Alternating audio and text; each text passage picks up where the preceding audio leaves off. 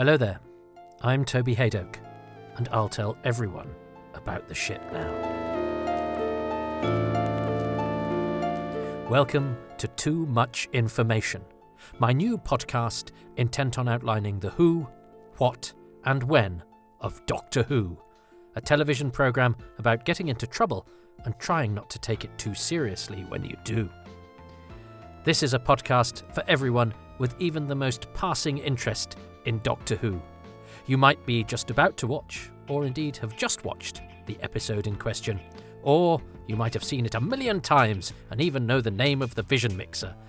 Clive Doig, by the way, and he's a really interesting fellow. I'm going to go through the series in order, outlining the basics and throwing the spotlight onto the unexplored. Hopefully this will act like a one-stop shop for general info, with the odd shelf stacked with strange ephemera you didn't even know you needed till you got here, regarding each and every episode of Doctor Who.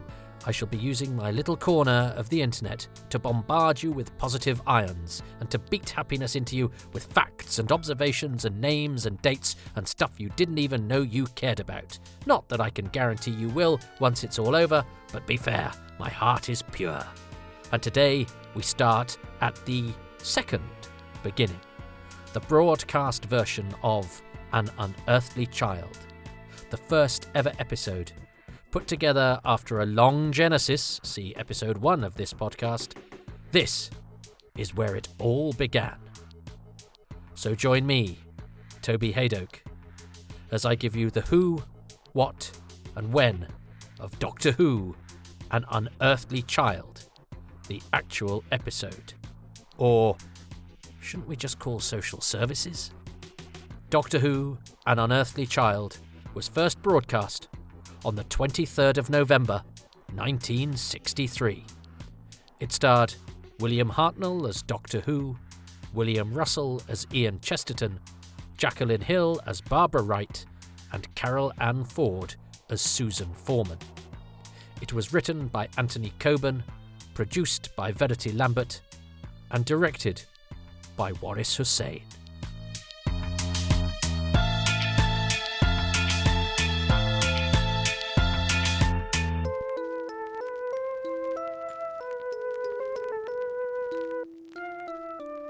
Two very nice schoolteachers who really should get a room are concerned about a pupil of theirs who is strange, if not quite as strange as she was in the untransmitted pilot. Her knowledge of some subjects embarrasses her teachers, but on others, she is the embarrassment. Insight and ignorance go hand in hand. The teachers follow her home to a junkyard in Totter's Lane, and she disappears. But that's not all, because amongst the menagerie of trinkets stands a police box which seems to hum with power. Their investigations are interrupted by a grumpy, but not quite as grumpy as in the untransmitted pilot, old man who claims to be the owner of the junkyard, but denies all knowledge of the pupil, Susan, until her voice is heard from inside the box. And so begins the very first episode of Doctor Who. It's a truly remarkable piece of television, and I hope you think so too. I mean, I'm not sure the programme has ever been better. You heard it here first. It's been downhill all the way since then. But let's get down to the nitty-gritty and see what makes this episode tick. And we'll begin with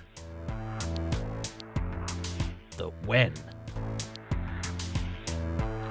Much of the story and content planning for this episode was actually done in preparation for the untransmitted pilot, so please see episode 1 of Too Much Information and its accompanying supplemental episode. So for us, the pilot has been recorded on Friday the 27th of September, 1963. And so our first stop is Monday the 30th of September. Sidney Newman, the BBC's head of drama, has viewed the finished results of the first attempt to make the show. Not a man to hold back his feelings, he has noted down everything that he thinks are its shortcomings. Let's take a look at his notes. First up, he says, "Keep main title at large. Music to be very loud." Well, the titles don't actually change. They're done. But the music is a slight re-edit when it comes to the subsequent broadcast, though to my ears it isn't as loud nor as hauntingly echoey. The thunderclap is definitely gone, though. On cop, more mysterious, he says of the opening scene. Well, there's fog added to the eventual episode, and the camera moves are different. So is the policeman, but it's not for me to say if Reg Cranfield, who now plays the part, looks more mysterious than Fred Rawlings, who essayed the role in the pilot. Newman is pretty insistent that Carol Ann Ford shouldn't be shot in profile. Bad profile, he says, and again, lay off her profiles. And later, 3-shot of girl in profile and them upstage facing the camera but out of focus. He also declares her to be too dour. Can she be more cheeky? He asks. He also doesn't get what Susan's inkblot business, during which she folds and augments the pattern so that it looks like the TARDIS console, is all about. What does she draw? He asks. What the story needs here is something to suggest that she is odd to end the scene on an enigmatic note, but the TARDIS Rorschach picture is not quite the right thing. This eventually becomes, presumably thanks to script editor David Whittaker, the moment where she looks at the book that Barbara has given her. The first thing she does upon opening it, like a true Doctor Who fan, is to look at a bit and declare it to be inaccurate. This, by the way, was one of the last additions to the script. The book is about the French Revolution, although presumably she will cross that out and correct it to the Reign of Terror when no one is looking. When we get to the junkyard, Sidney Newman feels that we need to see word police on police box before hero does. And later, must see top of box. Chief among his problems is the character of the Doctor. The old man is not funny enough and ain't cute enough. As for the school teachers, he's not sure that they react enough as if an old man has locked a girl in a box. When the door opens, he says of the reveal that Susan is inside the blue box, must have brief pause to really hear music. In fact, should see their faces. In the end, we don't hear the music at all. Entrance not good, he says, in the understatement of 1963, until an onlooker says next month, oh, I don't think the president looks very well. The entrance is a disaster, so disastrous they did it 3 times. This sequence will obviously require a lot of attention come the remount. In the TARDIS, Newman is still on the lookout for profiles of Susan and isn't happy when he sees one upon her delivery of the line, "You shouldn't have come here," which she may as well have addressed to Newman himself if he's going to keep banging on about her face. Must be a decided change in sound or music between inside and outside. The sound effects in the TARDIS are all largely altered come broadcast. The ship's interior hum is a new sound effect, replacing the original one, which is now used in parts for the doors closing, which was a silent action in the pilot. When he tries doors, see exterior box shaking. Newman is referring to the TARDIS when Ian attempts to get in, and so becomes the first person in history to refer to Doctor Who's shaky scenery. Sadly, he won't be the last. I don't have time to find and kill them all. I'm sorry. What's the point in panning from back view to back view? He asks, clearly not impressed with the staging of the takeoff, which is a far more alarming affair than in the finished version, though, thankfully, never again, otherwise every story would have to begin with the travellers regaining consciousness. It means that instead of the Doctor and Susan's slightly stagey, but nevertheless quite neat-looking, synchronised turn away from the monitor from the pilot, which they certainly look like they planned to do in the broadcast episode as well, as there's a shot of Carol Ann Ford in her Susan costume from the transmitted version and William Hartnell doing that same movement. Now, it might be that they do and we don't see it, because we instead favour Ian and Barbara doing their swaying unsteadiness acting, which results in Ian slowly lowering himself to the floor and Barbara ending up in a conveniently placed chair, just like she did in the pilot. Perhaps it was in her contract. Newman also wants the camera to tremble during the takeoff, and he thinks the closing credits are too big and need to roll faster. Ever the executive. This last one isn't really acted upon, until more recently in the 21st century, when you could suggest that perhaps they've gone a little too far in that direction. Newman breaks the news to Lambert and Hussein, apparently over a Chinese meal, that they will have to shoot the whole episode again. This isn't as unprecedented a switcheroo as it's often described. There was always this possibility built into the series' planning.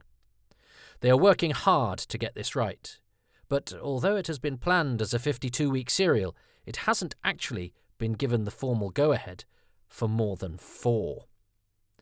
And at around this time, Peter Brahatsky, the designer of the pilot, who does not get on especially well with Lambert and Hussein, and who seems to think little of Doctor Who, despite coming up with a TARDIS interior design, the key elements of which survive to this day, leaves the project. He is unwell anyway, but the writing was on the roundels that he wouldn't be sticking around. Barry Newbury takes over and has to rework the sets from the pilot as, despite Lambert's instructions to the contrary, the sets from the pilot have been junked, apart from the spaceship interior because, well, you know, the TARDIS is indestructible. 4th of October. Carol Ann Ford has a fitting for a new costume, to replace the butterfly chemise and shiny tank top combo from the pilot. She opts for a simpler but funky black and orange striped top from designer Mary Quant for the top half, something from her own wardrobe. She'd hoped to wear the matching leggings that go with it, but this is judged an outfit too far, so she has more sober accoutrements from the waist down.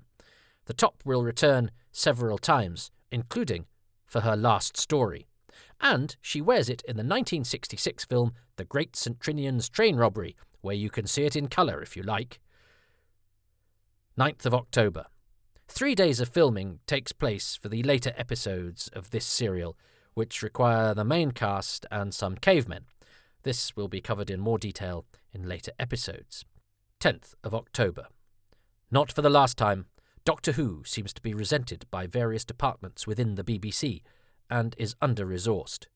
Head of serials Donald Wilson, whose name is on the creation document of Doctor Who alongside that of Sidney Newman, so in many ways the show is his baby too, writes an impassioned, in a BBC kind of way, memo to Sidney Newman, to head of programmes Donald Baverstock, head of planning Joanna Spicer, and head of design Dick Levin, outlining his concerns about the special effects effort the programme will need. I do not know what normal Saturday afternoon series level may mean, but if it means that the effort required to build a spaceship for Doctor Who is abnormal, then it seems to me that I should have been told so, and I would have then informed everybody that the serials could not be done on those terms, and we should therefore have to withdraw the project. He points out that outside contractors were brought in to get the pilot ready, and that some of this work was substandard. In order to make Doctor Who work without relying on shoddy outsourcing, a large weekly sum of money over and above the agreed budget will be necessary. The main actors have been contracted a little ahead and scripts are in development for a couple more stories. If they are, as planned, to begin recording weekly from October the 18th without a decision being made about the future, and without a serious review of resources, a break in production will be required, and the actors will effectively be being paid to do nothing. This is beyond the pale, and so Wilson suggests committing to at least 11 episodes on the strength of the pilot, though from a budgeting point of view he would prefer a commitment of 18. He predicts that future episodes will be better, but that, in my professional opinion, what we have here is something very much better in both content and in production value than we could normally expect for this kind of money and effort. A ringing endorsement, then, and a boost for the team, even though the future is still very uncertain. The only certainty is that if the show goes ahead, it will be more expensive than hoped for. 12th of October. Rehearsals begin for the remount of An Unearthly Child. These take place at the Drill Hall, 239 Uxbridge Road, which is not far from Lime Grove Studios. The building, by the way, still stands as of November 2020. In fact, I'm recording this on November the 23rd, 2020. Of course I am. And the building is currently social housing and offices for the Hammersmith and Fulham Learning and Skills Service. 16th of October. Wilson's plea has paid off. Sort of. On the basis of the pilot, Donald Baverstock gives the go-ahead for not 18, but not 11 either. 13 episodes is what Doctor Who's first lease of life is. He asks forward planning manager John Mayer to assess what extra cost allowance will be needed to realise Doctor Who's special effects in the studio. Upon receipt of this, Baverstock will decide if he can countenance a raise in the show's budget. 18th of October. Lime Grove Studio D. The episode that will become the first televised instalment of Doctor Who is recorded. It costs £2,476, which in 2020 money is £48,548.50. This time, John Smith and the Common Men go right the way up the charts. An inkblot is replaced by a history book, and the two time travellers have somewhat different characterizations and wardrobes. Although his ship is indestructible, Doctor Who himself seems less so. Donald Baverstock is about to go on leave, but before he does, he leaves a memo in the form of some piss on the chips of Donald Wilson. Baverstock states that the expenditure of the pilot and likely effects requirements of the rest of the story will result in a likely overspend of as much as £1,600 and an excess of man-hours by as many as 1,200 per episode. Man-hours is a BBC term encompassing staff usage measured in hourly allocation rather than cost, because staff are salaried, so their measurements are about distribution rather than price. Baverstock has arrived at these figures by averaging the expenditure of £4,000 on the spaceship over 13 episodes, which he says allows for only £3,000 to be spent on the expensive space creatures and other special effects. It does not take into account the extra costs involved in the operation of special effects in the studio. Last week I agreed to an additional £200 to your budget of £2,300, he continues alarmingly. For the first 4 episodes, this figure is now revealed to be totally unrealistic. The cost of these 4 will be more than £4,000 each, and it will be even higher if the cost of the spaceship has to be averaged over 4 rather than 13 episodes. Such a costly serial is not one that I can afford for this space in the financial year. You should not therefore proceed any further with the production of more than 4 episodes. He has asked Spicer and Mayer, hardly the show's biggest fans at this stage, to determine the exact realistic costs of this series so far and the costs we should have to face if we were to continue. But, he says, while he is away, he wants Wilson to marshal ideas and prepare suggestions for a new children's drama serial at a reliably economic price. There is a possibility that it will be wanted for transmission from soon after week 1 of 1964. So, whilst the images of the first episode are still wet on the studio tapes, the Doctor has been prescribed a potentially lethal injection. 22nd of October.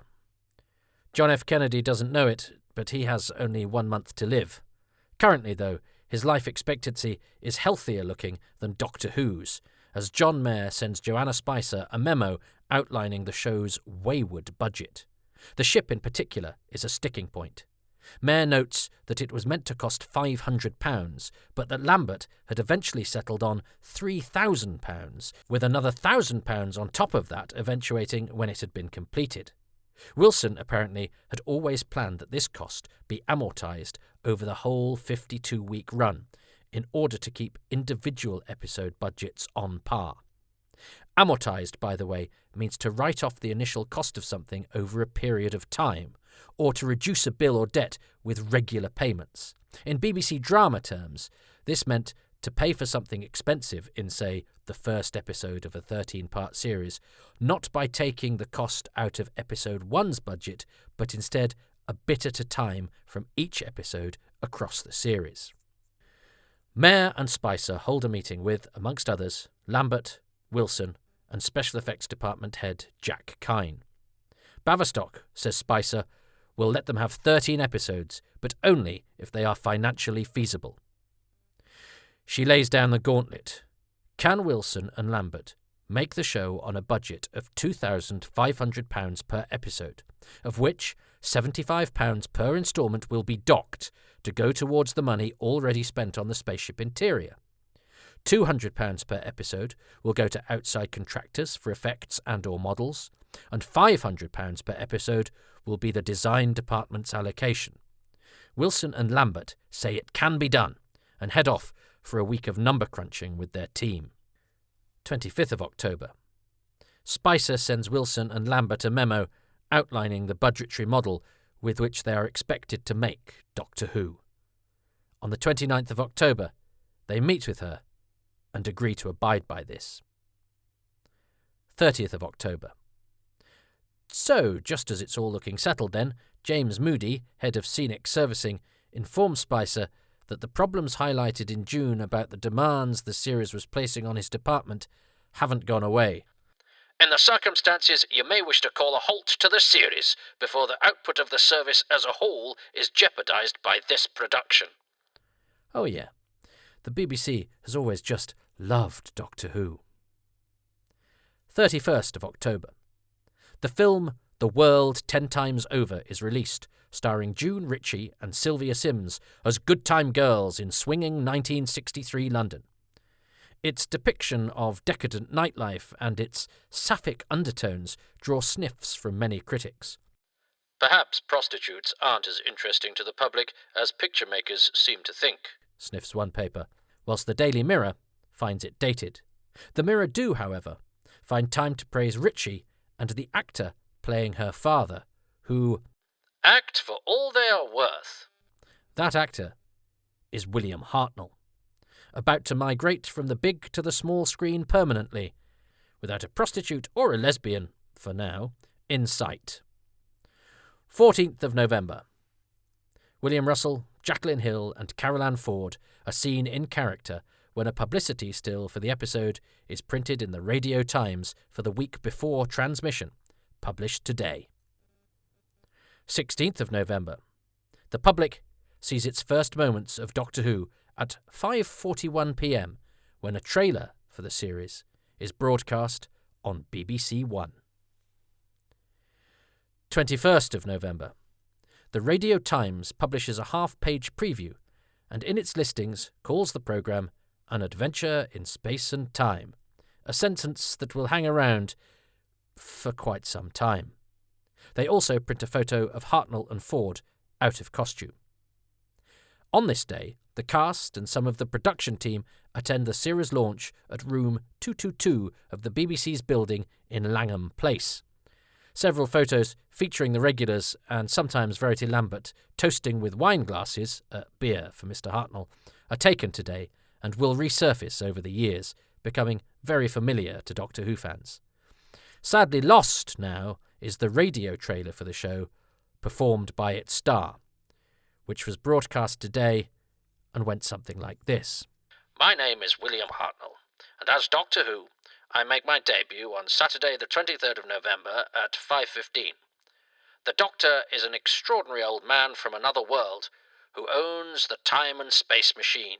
He and his granddaughter Susan, played by Carol Ann Ford, have landed in England and are enjoying their stay until Susan arouses the curiosity of two of her school teachers, played by William Russell and Jacqueline Hill.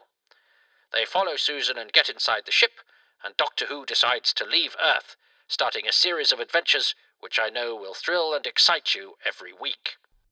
22nd of November. In Dallas, Texas, John Fitzgerald Kennedy, 35th President of the United States, is assassinated at 12:30 p.m. Central Standard Time, so 6:30 in the UK. He is pronounced dead at 1 p.m, and this is announced at 1:33, and so in the UK 7:33 p.m. The cast and crew of Doctor Who are recording episode 2 of The Daleks, The Survivors, but that's a story for a later edition. Doctor Who's first episode is due to be transmitted 24 hours after this catastrophe, but this event would overshadow that debut and have certain transmission ramifications. 2 more deaths, of people who would perhaps influence Doctor Who rather more, Brave New World writer Aldous Huxley and Narnia creator C.S. Lewis, also occur this day. There's another trailer for Doctor Who broadcast on TV today. 23rd of November, 1963. On this day, the world reels from the news of the assassination of John F. Kennedy, but other things were happening too.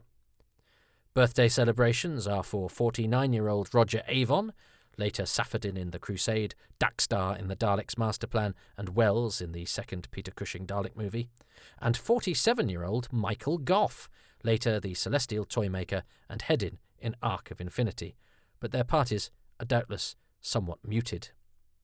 Doctor Who is broadcast at 5:15, after an edition of Grandstand.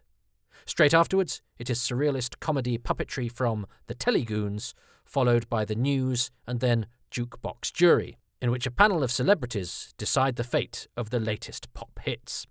A disappointing 4.4 million viewers tune in, placing it 114th in the weekly chart. Its appreciation figure is 63%. The average for TV drama is 62, and for children programmes is 64. So this is considered par, even though the judging panel is smaller than usual because many people in the appreciation sample do not watch the show due to the news coming in from the US. Of that sample, comments included that it was good, clean fun, and I look forward to meeting the nice Doctor's interplanetary friends next Saturday. The report's conclusion is that most viewers declared Doctor Who an enjoyable piece of escapism not to be taken too seriously. There is the usual criticism to be expected from self-declared science fiction skeptics. A police box with flashing beacon travelling through interstellar space? What claptrap? And a suggestion that Doctor Who would never quite escape, that it is too strong for more timid children. Generally, though, the report concludes that An Unearthly Child is a good start to a series which gave promise of being very entertaining. The acting is praised, with a number of responders adding that it was pleasant to see William Hartnell again in the somewhat unusual role, for him, of Doctor Who. There is praise too for the sound effects which create the appropriate out-of-this-world atmosphere, and the time travel sequence is singled out for special praise, being particularly well done. The fallout from all of this is that it is decided at the regular meeting of the BBC Programme Review Board on the 27th of November that the episode should be repeated the following week to bring people up to speed before the broadcast of the second episode, except people in Northern Ireland who just had to guess.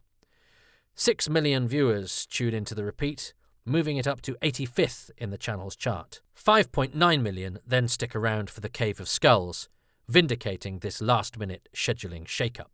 The episode is also repeated on the 2nd of November 1981, the beginning of a week-long rerun of the first story for the Five Faces of Doctor Who season, bridging the gap between Doctors 4 and 5. 4.6 million viewers watched this BBC Two repeat, placing it 8th in the channel's charts. It is also shown on BBC 4 on the 21st of November 2013 to tie in with BBC Two's transmission of docudrama An Adventure in Space and Time. Told you that description would stick around.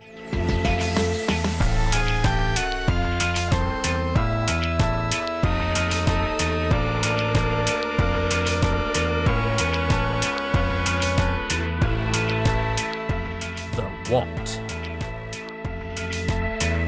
The whole An Adventure in Space and Time thing, by the way, the descriptor, is a clarifying byline suggested by the aforementioned Joanna Spicer, head of planning, and often a target of stick in Who history due to her formidable ways, but she felt the show needed something of this kind so that viewers didn't think they were tuning into a medical show like Dr. Kildare.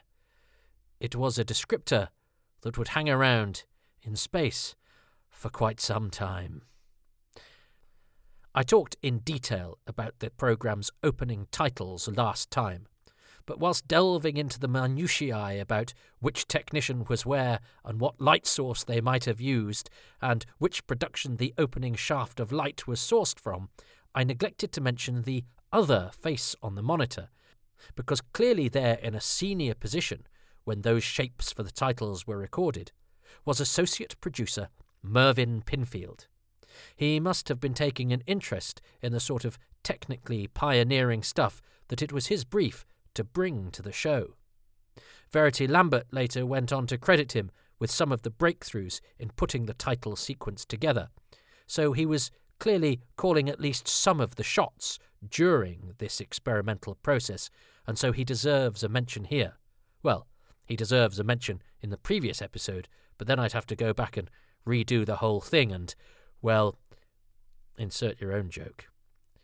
But look, covering 2 episodes where often the same sources produce different results is a tricky process, and I also run the risk of repeating myself, so it's all been a bit of a juggle. Bear with me. Now listen, I outlined some of the changes between the pilot and this episode in the first instalment of Too Much Information, which looks at that untransmitted first go. So I shall try not to go over that ground here, but if on occasion I do, don't worry. I will be less alien, and the policeman hanging around outside my house will be played by a different actor. So whilst hopefully we're familiar with the differences between the pilot and the broadcast episode, it might be interesting to look at what we see on screen and how it differs from the script credited writer Anthony Coburn submitted, and so therefore how much was rejigged by the team, producer Verity Lambert, script editor David Whittaker, associate producer Mervyn Pinfield and director Waris Hussain, as they decided what the show was and who its characters were. However, the first thing to notice about An Unearthly Child is visual. The first scene, with its newly drafted constable, also gets extra atmosphere thanks to the use of fog gun number 3, the same one used in the pilot, but here clearly turned up to 11. Echoing the pilot, the doors to the junkyard open of their own accord. Whatever alien force is operating to open large gates in order to allow a BBC camera creaky access has never, to this day, been revealed. This magical opening concerned production assistant Douglas Camfield, from whom we will hear a lot later on when he becomes one of the show's best and most prolific directors. But it was suggested in the script. Nothing quite like it has happened in the programme since, almost as if the show knows it can get away with it just this once because, well, we're making history in it. As we get to Coal Hill School, we are, unlike the pilot, given its name with a pithy visual info dump in the form of a school notice board which has been added to the corridor set. The schoolchildren extras are the same as those used in the pilot, grabbed from the Corona stage school. The girls in the corridor, interrupted by a guy who seems to be doing an impression of Kenneth Williams, are actually looking at a picture of Frank Ifield. Ifield is an Australian entertainer who had come to the UK in 1959, and his yodelling style had conjured a number of hits in the charts, including I Remember You and Lovesick Blues, both 1962, The Wayward Wind, March 1963, and Confessin' That I Love You, September 1963, when the pilot was recorded. At the time of the making of this podcast, Ifield, back in Australia and a recipient of many awards, including the Medal of the Order of Australia in 2009, will shortly celebrate his 83rd birthday. It's not known what Kenneth Williams guy says, nor what the dark-haired beauty whispers in response into her friend's ear, but it's clear from her arched eyebrow that she's seen his willy and it's very small, or something along those lines anyway. Barry Newbury, as mentioned earlier, has to rebuild the sets from Peter Bahatsky's plans because the originals, bar the TARDIS interior, have been dismantled and not kept. Lambert, knowing a remount would be possible, did actually ask for them to be kept, but the design department simply ignored her. Storage is expensive and can't be justified because of a possible remount, and the school, the street, and the junkyard are all broken down at the end of September. This is not as awful as it sounds, as various things, such as the doors and the junkyard gates, are stock pieces which reside at the BBC anyway, called up and repainted to order, and so they're not junked with the other bits of the sets. Following on from Newman's comments, the changes made to the script are presumably done mostly by David Whittaker. Whittaker has definitely not especially enjoyed writer Anthony Coburn's take on Ian, And he tones down the potential relationship stuff as well. For example, Ian and Barbara's exchange in the classroom, which is initially loaded with romantic promise when written by Cockburn. Ian, for example, tells Barbara rather leadingly that, "Where I'm living at the moment, there's nothing to do and no one to do it with. I was wondering how your situation differs from mine." Barbara tantalizes him back. "There is," she says, "no difference. Ooh la la. Get a room, you two. Just not a classroom." There's also a suggestion in the Cockburn script that Barbara may have been a bit tipsy when she followed Susan home, hence her confusion. In this, the broadcast version, when the teachers have their tete-a-tete with unearthly child Susan, she no longer talks about the English fog. It's just the dark now, which is ironic, seeing as there's little fog in the pilot and more in this version. And Susan is generally less of a misty-eyed space Juve than she was in the pilot. It is easy to see why Carol Ann Ford felt that what she ended up having to play was far less interesting than the oddball, otherworldly teeny bopper she was presented with at DW Day, especially as even that was a toned-down version of the pre-pilot script that she'll likely have been presented with initially. In the original script, she is even more alien in places. For example, when showing no interest in distance travelled, as part of the problem Ian has set her in the class, which is different from the one that we get here, he asks her if she wants to break into the fourth dimension, and as a result, she goes white and trembles. Also in Cockburn's original conception of Susan, she has a more refined accent than her school friends, so sticks out, doesn't fit in. At some points in the development, actually, she's not the Doctor's granddaughter or even, for a while, his travelling companion. She is also originally a bit closer to Barbara. They aren't so far apart age-wise, and the two were to have started at Coal Hill School on exactly the same day. Whilst Barbara originally is not so close to Ian, she even calls him Mr. Chesterton. Ian, however, is, for Whittaker, much too much of a tough guy in these scripts, and between him and presumably the qualities William Russell brings to the part, having listened to the music Susan is playing on her radio, which was supposed to take place in a music room, but that got changed in order to avoid building a third classroom set, Ian was to reveal his knowledge of modern pop. At this point, though, at the point of writing, Susan's tune was not the work of John Smith, a.k.a. the Right Honourable Aubrey Waits, a.k.a. Chris Waits and his carolers, but instead of one Ollie Typhoon, a.k.a. Fred Grubb.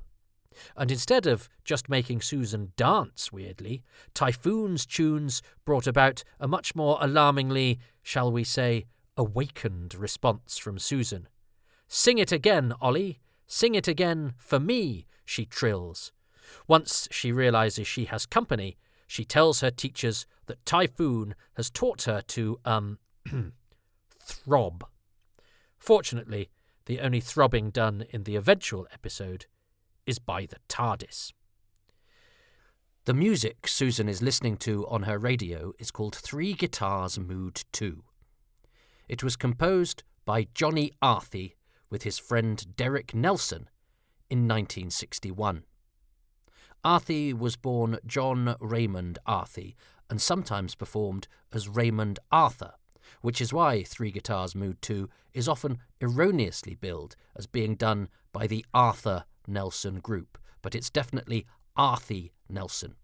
Johnny died in 2007. Derek Nelson was also part of the Nelson Trio in 1961, and he composed Russ Conway's single, Roll the Carpet Up.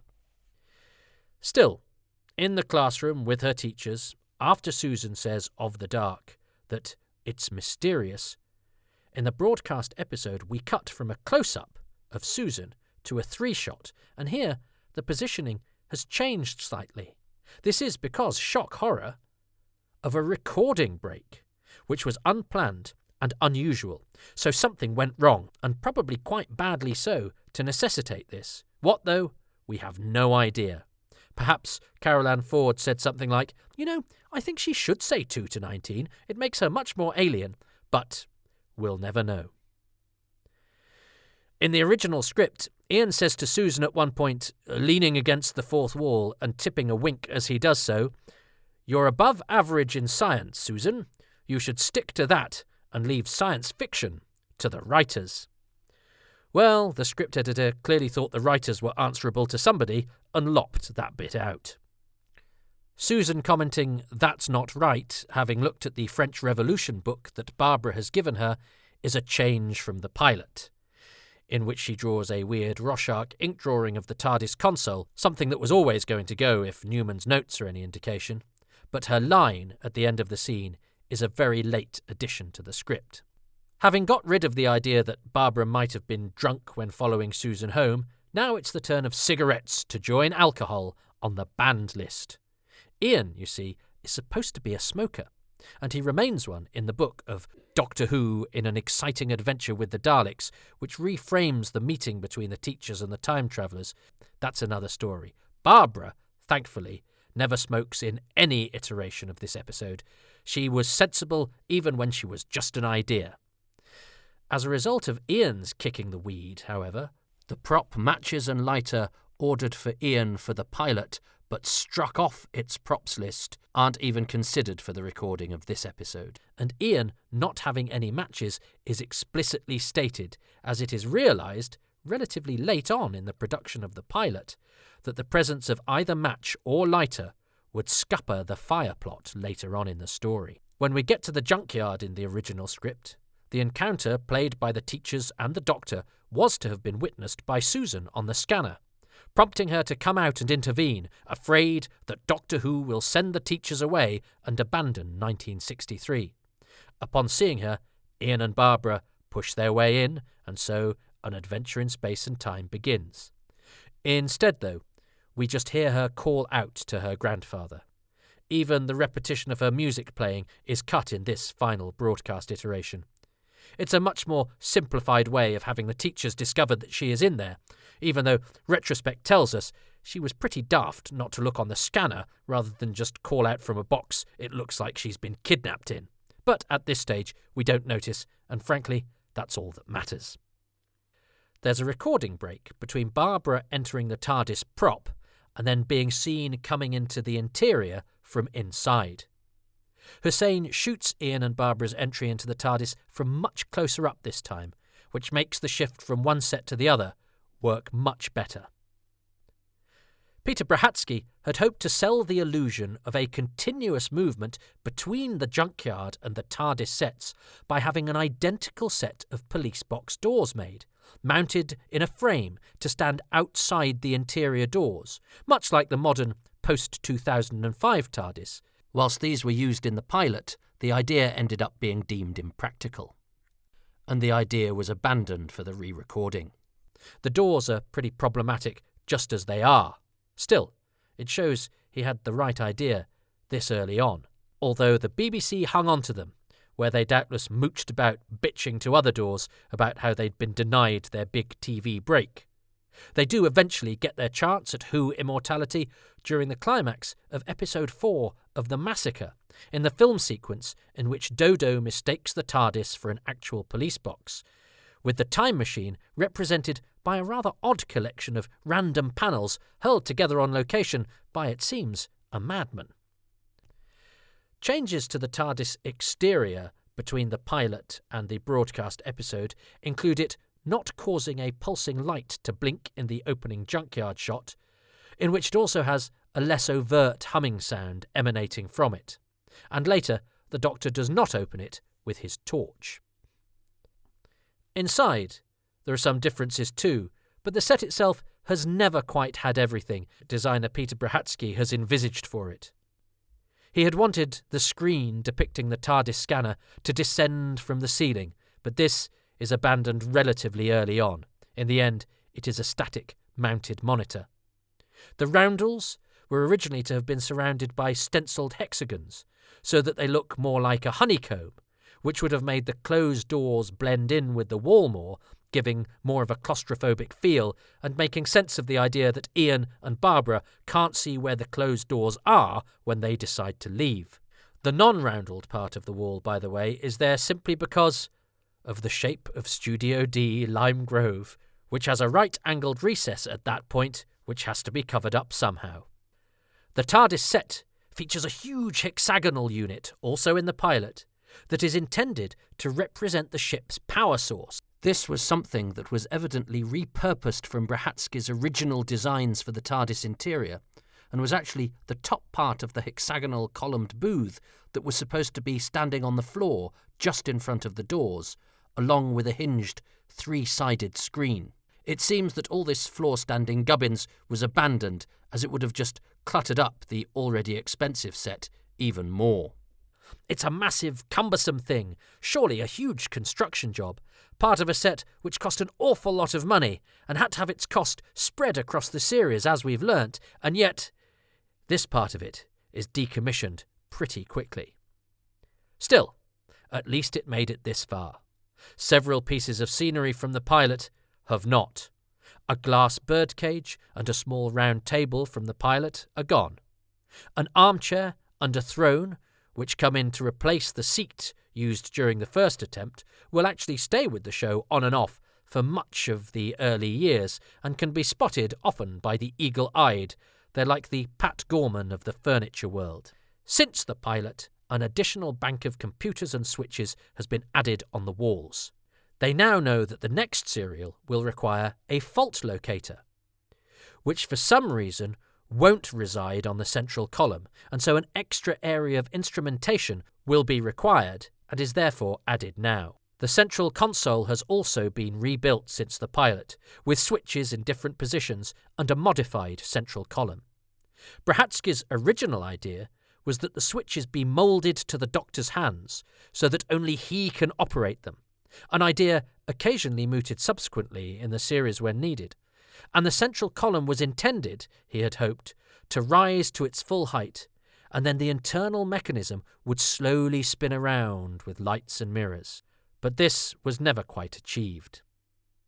The simpler console we end up with is actually a slight green colour, which looks more like white for the black and white cameras of the time. The large pictured flats standing in as walls in the TARDIS are sheets of plastic with holes drilled in, photographed and then blown up to match the vacuum-formed PVC roundels of the doors. They, or a variation of them, have remained an integral part of the TARDIS design to this day. When the Doctor, in a more Victorian costume than the suit he sports in the pilot, activates the TARDIS for takeoff, there is a new music cue, but other than that, all the sounds come from the pilot. The weird, jangly wind chimes and almost coughed, hacking white noise that greet the TARDIS takeoff in the pilot have been replaced with plinky-plonked percussion music and a protracted rocket takeoff, ascending kind of noise. There's much less of the scraping, wheezing and groaning that we now associate with the TARDIS takeoff, although it is there prominently in the early part of the sequence. In the Coburn script, the shadow at the climax of the episode is to raise its arm, holding a club, suggesting violent intent. It's more mysterious, but no less arresting, in that final, beautiful shot of the TARDIS, light blinking on a blasted heath. A heath brimming with the promise of a faraway alien world, but the reality of which, as viewers will discover in the next episode, is rather closer to home, geographically, if not chronologically. We'll have to hang on a few weeks for aliens, but boy, they'll be worth the wait. The closing titles now have a caption saying, "Next episode, The Cave of Skulls." Originally, it was to say, "Next week," but this is changed just in case overseas stations have different scheduling in mind. The pilot, you'll have noticed, has no such caption at all. Oh, and William Hartnell actually has quite a noticeable birthmark on his cheek, which is covered by makeup, this week and every week.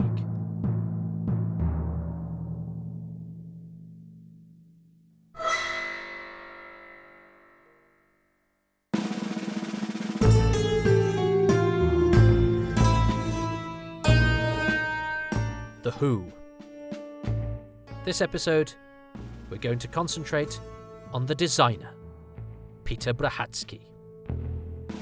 Peter Brachacki was taken ill between the recording of the pilot and the transmitted version of An Unearthly Child, but he retains his designer credit on this episode, and so he established the crucial interior look of the TARDIS and the footprint of its very first episode, but then, despite being a BBC staff designer for many years to come, never found himself in the show's orbit again.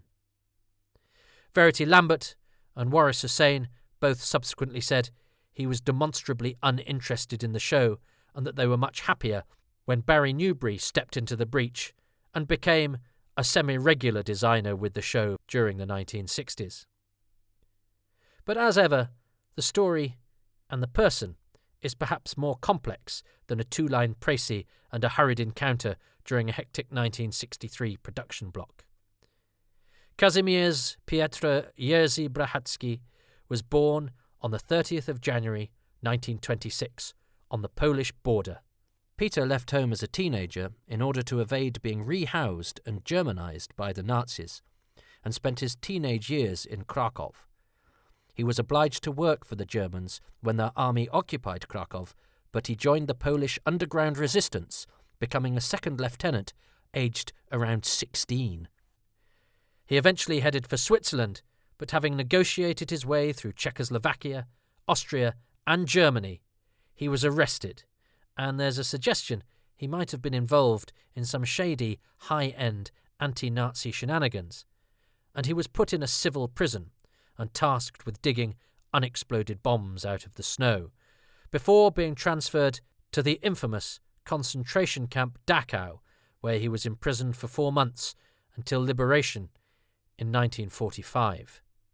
Now aged 19, he decided not to return to Poland, but instead decided to gain some education in Rome, where he studied at the Collegio Romano, and a year later he headed for Liverpool, apparently by mistake. He said he had intended to go to North Africa, but got on the wrong boat. Classified as a displaced person, he was temporarily interned, but thanks to a Polish Treasury grant, he was able to attend Slade School of Art in London, where he studied sculpture.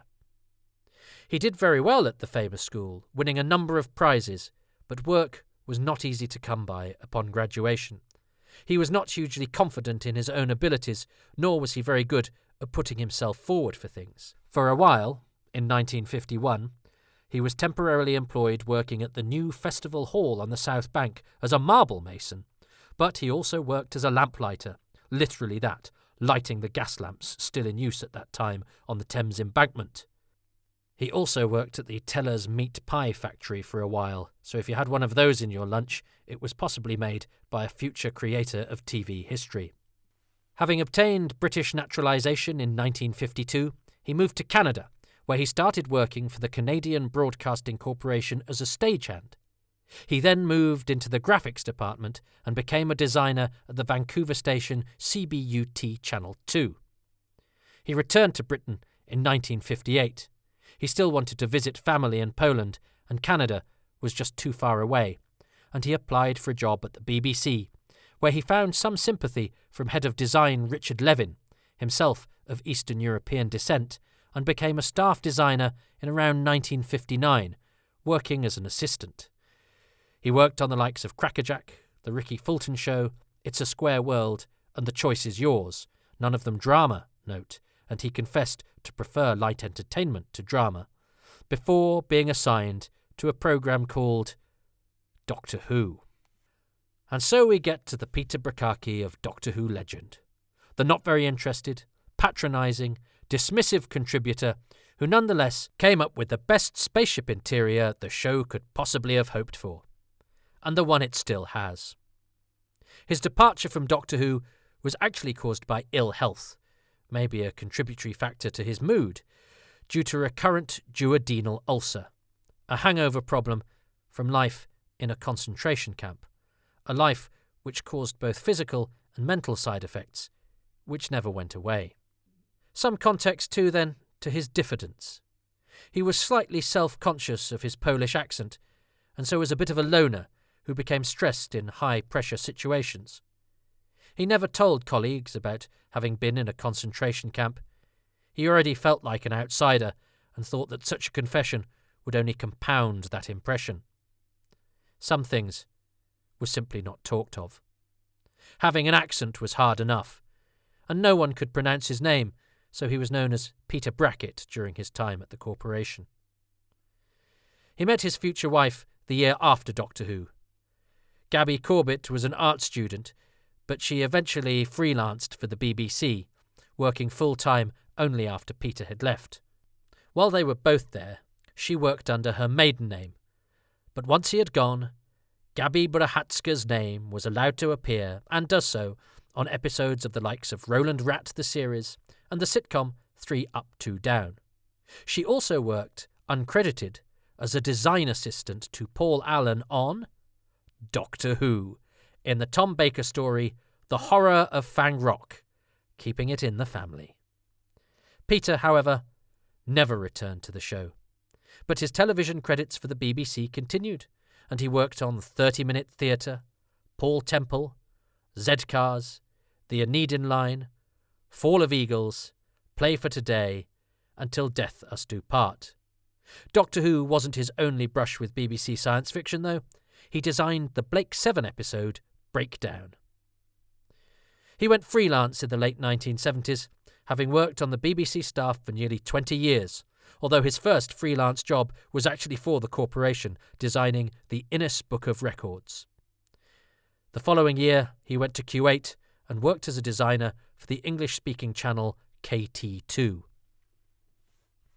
Sadly, however, ill health continued to plague him, and he had to be brought home from work in 1980, having become very poorly. A brain tumour had lain undetected and was making itself known. Poor eyesight and serious headaches were blighting him, and eventually Peter collapsed. Back in Britain, and after bouts of radiotherapy which caused some improvement, an operation only managed to remove some of the tumour, and he deteriorated. Eventually, on the hospital's advice, Gabby had to take the decision to take him off his medication, and he died in his sleep on the 14th of November, 1980. He was 54. His ashes were eventually taken to Poland, where they were buried in the family plot. He only ever gave one interview about Doctor Who, to pioneering fans Jan Vincent Rudski and Stephen Payne, although they weren't allowed to record the conversation. With what we know now, this was probably more down to self-consciousness. He even asked his wife to make important phone calls because he felt self-conscious about his accent, than a lack of cooperation. They found him more than happy, Stephen and Jan, to discuss the show, and not the lofty disdainer of legend. He may only have worked on one episode of Doctor Who, and in fact, not the one I have been discussing in this broadcast. Well, not directly, even though his name is on the credits and his footprints can be discerned, but his contribution to this television legend that we all know and love is, well, let's just say it's bigger on the inside. References. Before I go, I need to acknowledge a debt to those doughty and diligent researchers whose work I have picked over and collated and cross-referenced to come up with much of the above. Richard Molesworth's Origins documentary on the BBC DVD Beginnings box set is one of the best programmes ever made about Doctor Who. It's very atmospheric, it's very detailed, and is brilliantly put together. The production subtitles on the story itself on that disc are the usual brilliance from Martin Wiggins. Richard Bignell's Nothing at the End of the Lane is available in PDF form online at a ludicrously cheap price and features the sort of arcane detail and fastidious research that is breathtaking. I am especially indebted to the work done by professional designer and Doctor Who fan Phil Newman for much of this particular episode, especially the material on Peter Brahatsky. More Brahatsky goodness came from a charming and very human piece in Doctor Who magazine from journalist Graham Kibble-White, and I would also like to thank Peter's son Alexis Brahatsky, with whom I exchanged emails some years ago. Howe, Stammers and Walker, in their definitive books on the 60s, 70s and 80s, and each Doctor in their handbooks deserve much praise for shaping our basic understanding of the developmental story of the entire show behind the scenes, and Jeremy Bentham's Doctor Who The Early Years is a vital and valuable record in both words and oh so glorious pictures. There's also painstaking work from the team behind Doctor Who The Complete History. Now, I was one of them, but I didn't do any of the research-based stuff, so I'll mention some who I know did: Alistair McGowan, Richard Atkinson, Johnny Morris and editor John Ainsworth, and I'll nod apologetically at anyone I should have mentioned but haven't. That publication means we have something pretty definitive in print, following on from the groundwork done by Andrew Pixley's Peerless Archives articles in Doctor Who magazine. The TARDIS wiki page and Shannon Patrick Sullivan's Complete History of Time Travel have also been very, very valuable for quick, handy reference. I walk in the shadows of giants whose bags are stuffed full of photocopies and whose houses are doubtless filled with bumph.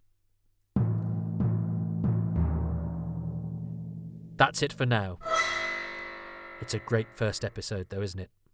I mean, it's a cliché that Doctor Who fans are obsessed with it going downhill, but it's arguable that this is as close to perfection as Doctor Who has ever done. What a way to introduce the series. What a set of ingredients. The theme, the TARDIS both inside and out, the sound effects, they still crop up in some form in the show today. Director Waris Hussein's camera prowls through the inky blackness with great atmosphere, and the story beats hold our attention perfectly.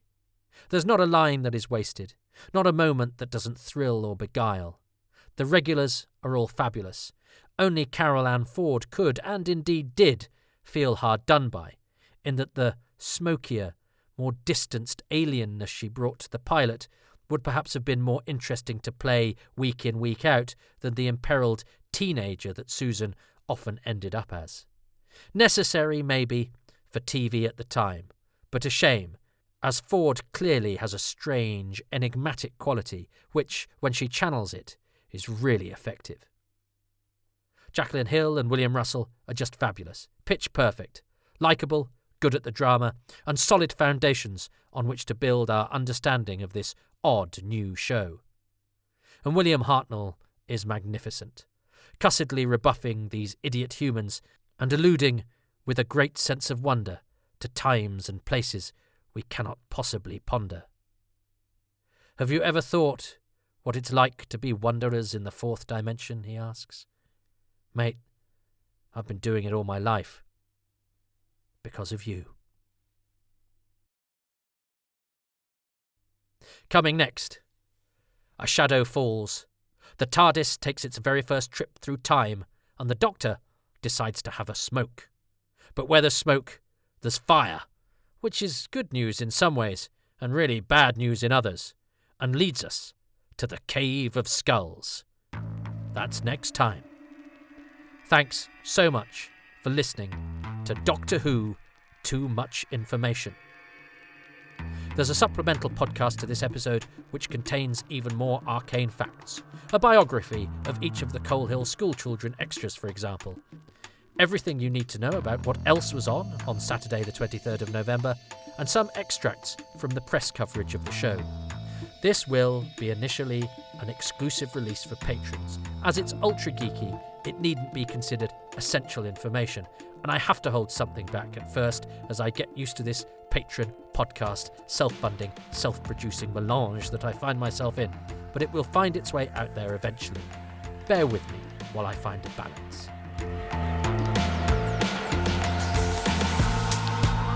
This has been Doctor Who, Too Much Information.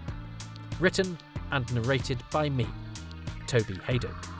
With thanks to Mark Ayres, Jenny at Bluebox99, Chris Boyle, Oliver Crocker, Peter Crocker, Richard Bignell, Joseph Lidster, Anthony Townsend, and Phil Newman. Technical assistance was by Russell Parker, and the series consultant is Richard Bignell. The music for this podcast was specially composed by Waen Shepherd.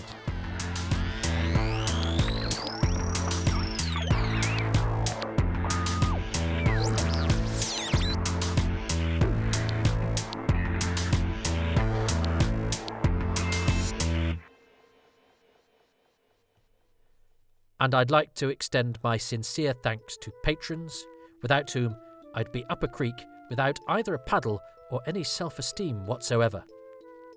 They are Jenny at Bluebox99, John Deere, Chris Dunford-Kelk, Siobhan Galichon, Ian Key, Luke Atkins, Peter Adamson, Will Brooks, Peter Byatt, Paul Carrington, James Gould, Joe Llewellyn, David Matthewman, Stuart Mitchell, Nathan Moore, Melvin Pena, John Rivers, Len Stewart, Nick Temple, Apollo C. Vermouth, Michael Williams, and Adam Westwood.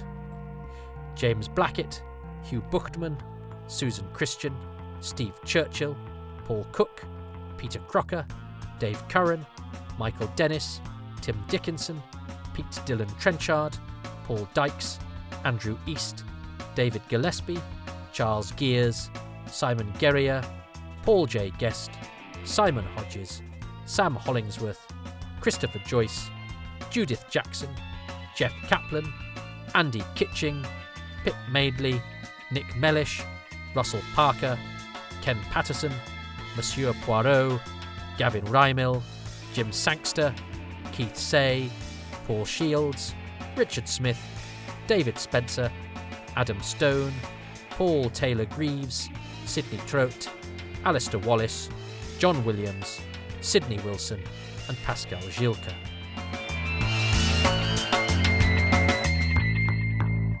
Next episode, The Cave of Skulls. Or, I needed this like I need a hole in the head. Please consider supporting these podcasts, which do take approximately forever to put together and are done pretty much single-handedly, by becoming a patron at patreon.com/Toby Hadoke, or by making a one-off donation at ko-fi.com/Toby Hadoke. And if you can review and rate positively at all those pesky outlets where podcasts are found, then that will help massively. And when it's worked and everybody knows about them and loves them, then I'll stop having to ask. But we're not there yet. Do join my mailing list at www.tobyhadoke.com, and don't forget to subscribe to the official Toby Hadoke YouTube channel. Keep shining the light in the darkness. You are not alone.